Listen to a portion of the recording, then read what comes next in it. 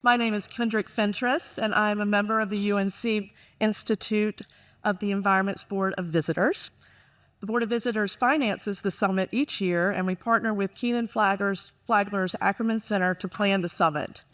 Today is Give UNC, Carolina's campus-wide day of giving. Approximately 30% of the attendees at the Clean Tech Summit are students. And if you are interested in helping us subsidize the cost of student attendance, please stop by the UNC Institute for the Environment's table out there to make a gift, or use the link that was sent to you this morning on the Summit's app. I would also like to introduce our first speaker today, Rose Hall. Rose Hall is a visionary innovation strategist and risk management expert with 25 years of experience helping organizations navigate the complex intersection of innovation and risk. She specializes in driving measurable business growth and competitive advantage through technology adoption, collaborative partnership ecosystems, and strategic service models. Rose transforms risk management from a defensive function into a strategic tool for sustainable growth, profitability, and resilience. Rose has held leadership roles at AXA-XL, Turner Construction Company, and Gallagher Bassett Technical Services, where she empowered C-suite leaders to innovate their risk management strategies. Rose has worked with Fortune 500 companies and ENR top 400 contractors across diverse industries, including construction, property, casualty, and professional liability. She has a proven track record in helping organizations achieve their risk management, innovation, and growth goals.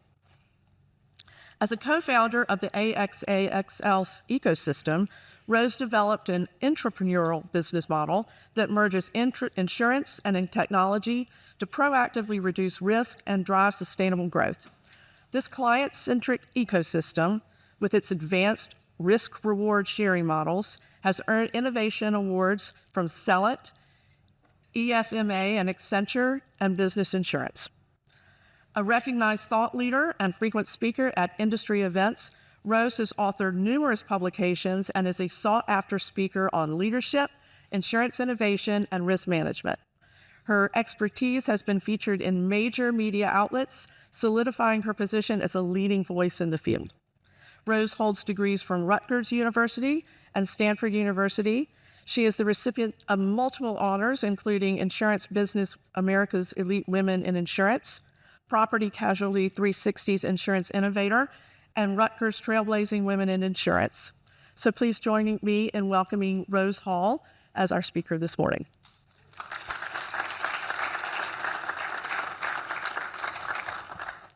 Good morning. Thanks for joining me this morning, and thank you for the beautiful introduction. I'm Rose Hall. As she said, I've done all that stuff.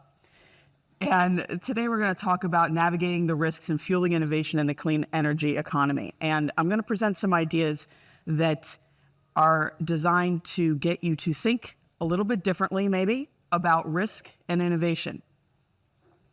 So, what do risk and innovation have to do with each other? Has anybody ever heard those two words together? Risk and innovation. Let's do something with risk and innovation. Oftentimes they're perceived as opposite, opposing, maybe even opposing forces, because risk wants to make sure that you're doing all the things to protect and to, cajole and to make sure that nothing goes off the rails. And innovation wants to run fast and break things. And so combining the two, and you heard it a little bit in the intro, combining the two is this value proposition that I've kind of come up with that I think is a real value driver for any industry, and I think that there's a gap there that we can fill by merging these two things together. So the first thing we're going to talk about is risk and innovation as it relates to the clean energy evolution, which is what we're here about, and the mindset shift that's required to get there, to combine those two things. If you're confused right now, that's my goal. Better. Right? We're going to talk about the mindset shift it takes to get there. And then the crucial role of insurance in this whole ecosystem and how we move forward using these two levers of risk and insurance, or risk and innovation, to propel the clean energy economy. So what do they have to do with each other? Everyone knows Global landscape is rapidly evolving, new opportunities, new risks. We are all trying to get to this clean energy space. We're trying to preserve our planet. We're trying to create sustainability and resilience, not just for industry, but for society. And any new innovation requires us to think about the risks of going into that space. But also, risk management, one of the oldest industries, along with construction, by the way. I picked two of the legacy industries to be a part of in my career. It's tough because they're legacy industries, but there's a lot of opportunity because there's legacy industries. So whenever we are thinking about a new innovation, we have to think about the risks associated with that innovation and how we're going to protect it in order to do something new, right? We go to Mars. We have to think about the risks that are associated with that. But in order to protect those risks, we also have to be innovative about the way we manage them. So there's this circular logic here. Any industry that's going to do something innovative is going to take on risks associated with that. And nobody's going to put their entire balance sheet on the line just to see if they can invent the next iPhone. They're going to have insurance and other risk management techniques to protect that bottom line so that they continue to innovate. So you need innovation in order to manage your risk, and you need risk management in order to innovate. And that's the space that I think when we connect those two things, we need them both, and we need to innovate how we manage risk. So I started my own firm a few years ago. We mentioned that I worked for Turner Construction and AXA XL, and I work for myself now. I'm an advisory business, and the whole goal is to innovate how risk is managed. And that means because of all the emerging risks right now, because of all the wonderful things we want to do, because of all the innovations that are coming out of our brilliant society, we have to manage risk differently. You can't just buy insurance for everything anymore. There's three ways you can manage risk, and I know I'm preaching to the choir here, but just for the sake of continuity, we'll go through these. The three ways you manage risk are you buy insurance for it, you give it to somebody else, or you keep it, and you figure out how to manage it yourself. And we have to figure out how to innovate those three buckets in order to be able to create new, I'm going to use the word again, innovations in our society. The next iPhone, going to Mars, creating a clean energy economy. Anything that we're doing that's brand new has inherent risk, and we have to figure out how to manage that risk in order to move forward from an innovation perspective. So therefore, we need innovation to manage risk, and we need risk management to innovate. So with all the technological advancements, and we talked about this a little bit in the intro, my role has been recently is to support technology adoption in the industries where we can best manage risk through technologies. An easy example of this would be worker wearables to help prevent injury, water mitigation solutions to help prevent leaks in buildings. You can use computer imagery and photogrammetry to identify safety hazards, keep more humans safe. You can use drones for inspections in places where you don't want humans to risk life and limb. Suppose wind turbines, things like that. You don't want somebody climbing up there to inspect it. You can use a drone to do that. So using technology to help us manage the risk of advancing some of these clean energy strategies is part of what I support. It's part of what I'm working on. Evolving our business models to think about how do we use that innovation to get further. So the collaboration between the insurers, the clean energy providers, investors, technology providers, the three clients that I serve in my business are startups, insurers and brokers, and then the end user, whoever that person is that's using the technology to advance their business. So say it's a Fortune 500, say it's a waste management company. They want to keep their workers who are jumping off of trash trucks and grabbing trash cans and pouring trash into the back of the truck. Simple, everyday things that we do. These workers are getting injured. Why? Because we don't have the technology, or we're trying to implement the technology to innovate the way they're doing a mundane piece of work like that. So it can be related to these pie-in-the-sky ideas we have about transitioning our energy economy, and it can be as simple as the fellow that picks up our trash in the mornings. So the idea is by embracing risk, and I'm going to focus on this word embracing, right? Because risk is not just something you always want to get rid of. Sometimes you need to embrace the risk and realize that taking on that risk can help you be a more innovative organization. I just read the biography on Steve Jobs. Boy, was that guy a genius. A lot of risk, though. A lot of stuff he failed at. And we see the stuff he succeeded at. In fact, most of us have it in our pocket right now. But a lot of things he failed at. And why? Because he took the risk on, and I'm sure Apple had insurance. He took the risk on in order to see what kind of innovation he could drive. So by embracing that risk, we can foster the innovation that we need to transition the economy. And that's how I bring this back to the clean energy. But we need that mindset shift. We need the mindset shift that these things work together. And that when you think about your risk management 101 that we just talked about, you can delegate it, you can keep it, or you can insure it. The art of risk management is which one of these you choose. So when I talk about innovating risk management, I'm talking about as an organization, whether you are a waste management company, you're a university, you're Pepsi-Cola, you are, whatever large company, whatever small company, when you think about how you manage that risk, the art of risk management is which bucket do I put this risk in today? Do I keep it? Do I contractually transfer it to somebody else? Or do I buy insurance for it? And newsflash, I worked at AXXL for 10 years. You can't insure everything, even though you might want to. If you want to be a totally risk-averse organization and you're like, you know what, just get rid of it. Just insure all of it. There isn't enough insurance to do that. Furthermore, we can't break the insurance product either. If we insure everything and we claim on everything, this is not a victimless crime, so to speak, right? These nuclear verdicts that come out of insurance claims, when people get $20 million for a broken finger, and they think, oh yeah, I really stuck it to the insurance company there. We're all paying for that.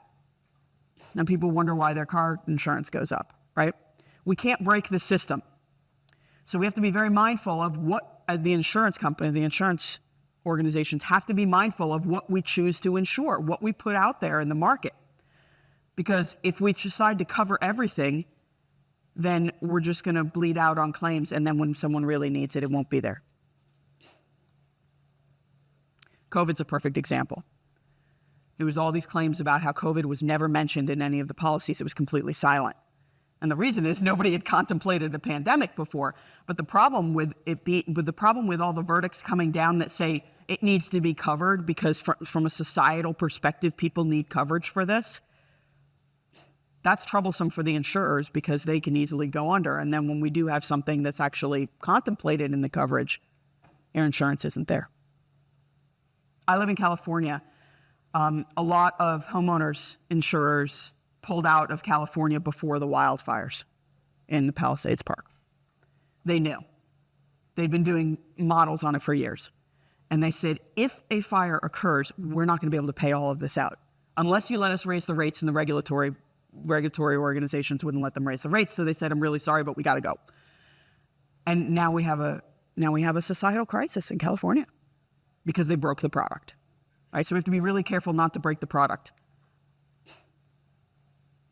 Risk is not a four-letter word. This is another mindset shift I'm going to ask you to think about. It's not always bad. There's a reward side to risk, and it's super fun. When I worked at Turner Construction, we contracted with an owner to build a building, and then we contracted with our subcontractors. That's why they call them. Anybody ever think about why construction companies are also called contractors? It's because really what they do is contract all their work out. So we contract with the owner to build a building, and then we pay subcontractors to build it. And when we think about all the risk on that project, contractors make maybe 2 to 3% fee on a job. You're hundreds of millions of dollars of an airport or an educational organization, and they make like 2% revenue. So they have a tremendous amount of risk, not to mention like financial risk, but they have a tremendous amount of human risk. People out there building buildings, and they make this much in fee. So they got to protect that. So there's a lot of insurance on construction projects. When I was at AXXL, we wrote 9 lines of insurance for construction. That's how much insurance they needed. And still, there was a lot of risk that was still on the contractor. And what I'll say is when you're able to manage that risk really, really well, you can reap reward for it, and you should. I sat with a contractor one time. I was evaluating whether or not we wanted to underwrite their business. And I said, what kind of projects do you build? And they said, oh, we build really troubled projects. And the underwriter's looking at me going, oh no, we don't want to write this policy. And I was like, wait, let's hear them out. What do you mean you underwrite, you build troubled projects? Oh yeah, really complex, really difficult projects that maybe the owner has already kicked the contractor off because they failed. We want that job. We're really good at it. And I go, okay. And they're like, and we charge a premium for it. I mean, don't get me wrong. When the project's behind schedule and it's over budget and the owner says, please finish my project, we go, okay, well, your 2% fee just went up to 5%. And the owner goes, I don't care, just get it done. We come in there and we get it done, and we get it done really well, and we're excellent at it. And so I sat there and I thought about it. I said to the underwriter, we should write this policy. And she's like, troubled projects, really? I go, yeah, because they're really good at it. Because they looked at the risk of that, and they got good at retaining it, and they got good at performing in that space, and that's their sweet spot. So they're charging more, as they should, and that's their reward for taking on a tremendous amount of risk that they have figured out how to master. We underwrote the policy, they did great. So risk isn't always a four-letter word, and embracing it is fundamental to innovation and progress. Most of the innovative geniuses that we think about when we think about innovative geniuses, Steve Jobs, I'll give you an example. There's another one that I don't want to get political about, but he's out there too. You ever see their personal financial balance sheet? It goes like this, because they are willing to take. They've been rich, they've been poor, they've made bad investments, they've made good investments, because the only way you innovate hard is to take risk on hard. So reward happens when we innovate how that risk is managed.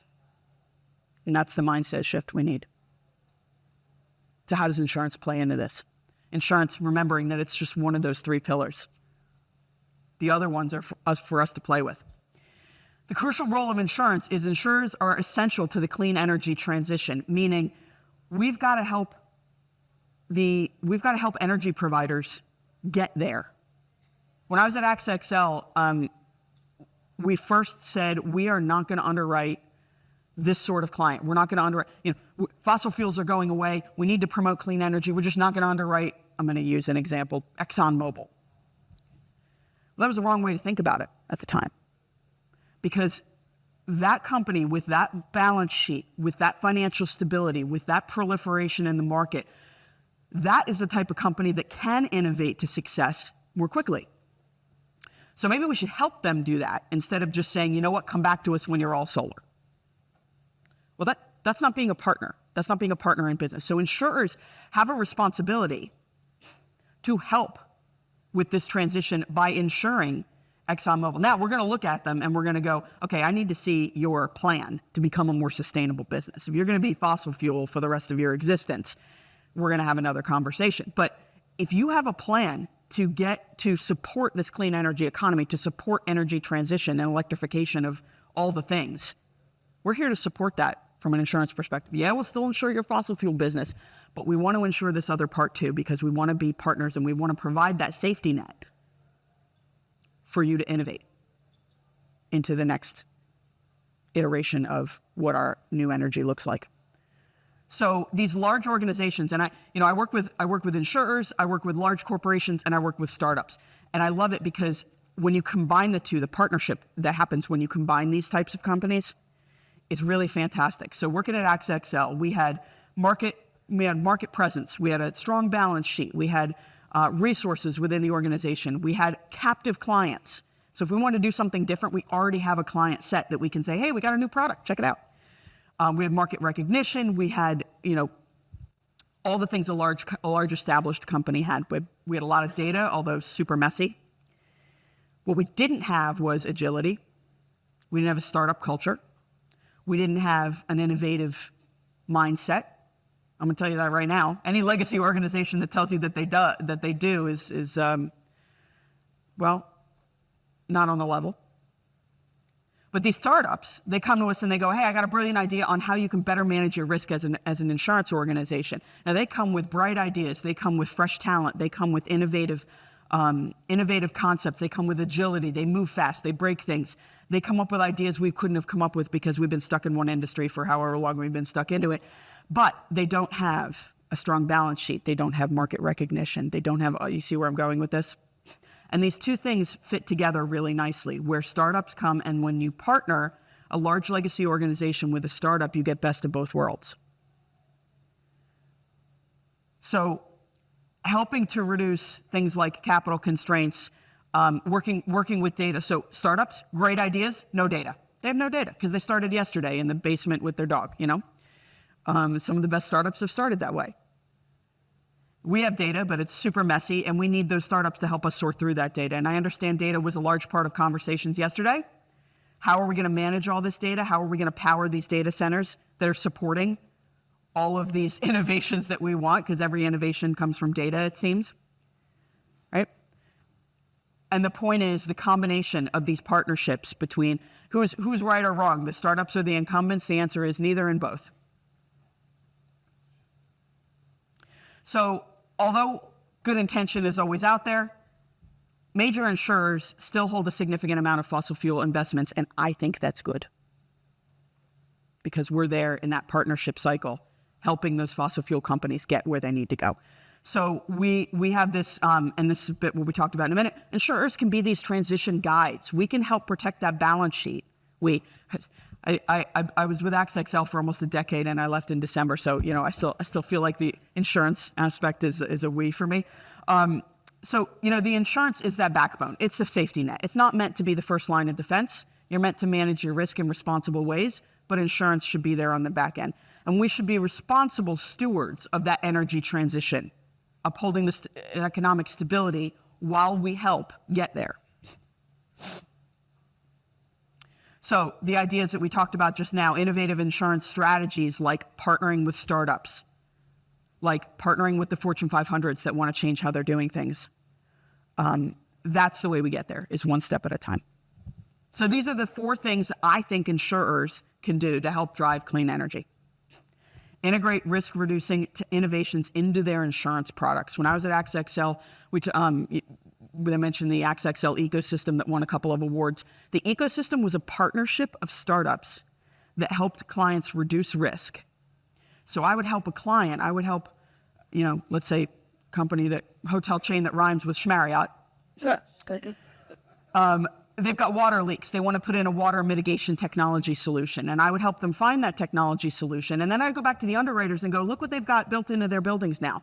Are they a better property risk than they were before? Yes, I think they are. Would you like to give them a little bit of a discount or maybe a reduced deductible? And they go, well, we'll consider that. And so now you're partnering the startups, you're reducing risk for the client, and you're helping them partner more deeply with their insurer. So integrating those risk-reducing technologies, the insurer can't know that the risk is reduced unless you tell them. You have to talk to your insurer and say, hey, I just put this risk mitigation solution in. And they have to go, oh, well, that does change how I look at the risk. But, you know, we have to open up these lines of communication and be transparent between insurer and insured. Incentivizing innovation and investment in clean energy solutions is a little bit what we talked about by saying, hey, we'll insure all of your business as long as you have a clean energy transition program in place, Mr. Exxon Schmubble. Making clean energy a more attractive business than fossil fuels. And that's another thing insurers can do to help take this whole partnership aspect of innovating energy and say, we're going to be with you through the whole thing, and we're going to support you with insurance products that will stabilize your bottom line while you make this transition. Because hopefully every innovation fails before it gets to where it's going. What did Edison find, like 10,000 ways how not to make the light bulb? So we have to be there for that as an insurer. And we have to create new insurance products to support that if they don't exist yet. And then the last is reducing the financial barriers for renewable energy products, and that's the core purpose of insurance. Not trying to change that, just trying to add some things to it. So I'll give you 2 examples of how technology can enable the clean energy economy and how insurers can support that, since I've just talked a lot about some theoretical things. So some solutions that get there fast, that help us get there faster. So when I was at AXXL, I worked with a company called Layer. This is not a plug for them, it's if you were interested in looking them up. What it is it's a water sensing or fluid sensing tape. It's kind of like duct tape. It's got electrodes in it. You can rip it at certain locations, and it will tell you when there's a liquid. Now, this helps to find leaks in buildings, of course, but also the more innovative thing that's been used for lately is with oil leaks on mechanical to predict mechanical failures in wind turbines. So you put that piece of tape around there, and if the oil starts to leak, you don't have to have a human go up there and inspect every single one all the time to make sure they're on the level. You can find out which ones are leaking and get up there before there's a mechanical failure. And that's a piece of small, very unsophisticated piece of technology. I mean, yeah, it's got electrodes and a piece of tape, but we're not talking about a huge software system. We're not talking about drastically changing the way we do business. We're talking about small, incremental. I mean, the big stuff is great, but the small, incremental innovations are great too. So you're protecting more workers because you don't have to send people up that pole all the time.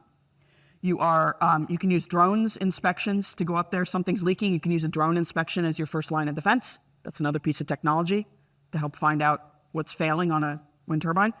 And then, stronger systems integration between technology adoption and underwriting.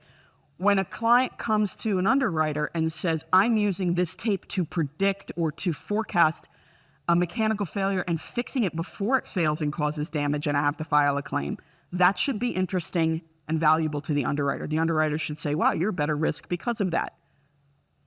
Let me provide you with some terms that represent that. Lower deductible, lower premium. I mean, everybody likes safe drivers save 40%, right? All right. So I'd like to see that implemented from not just personal lines.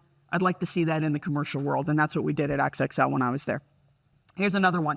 A company called Parameter Climate is a parametric weather insurance product. So for the energy companies that their entire revenue stream is based on weather, so they don't create energy if there's no waves that day. They don't create energy if there's no wind. They don't create energy if it's cloudy a handful of days in a row. Being able to recoup that revenue shortfall if they have bad weather for a certain number of period of days keeps that company in business to be able to continue to proliferate going forward. So any company that's looking to be, wind, solar, wave, whatever the energy is that depends on weather, you're going to have to figure out how much revenue you're going to produce, and you're going to have to forecast that, and you're going to try to hit those numbers. Well, if weather gets in the way of hitting those numbers, one of the ways you can still stay in business is to have a parametric weather product that helps protect against those shortfalls.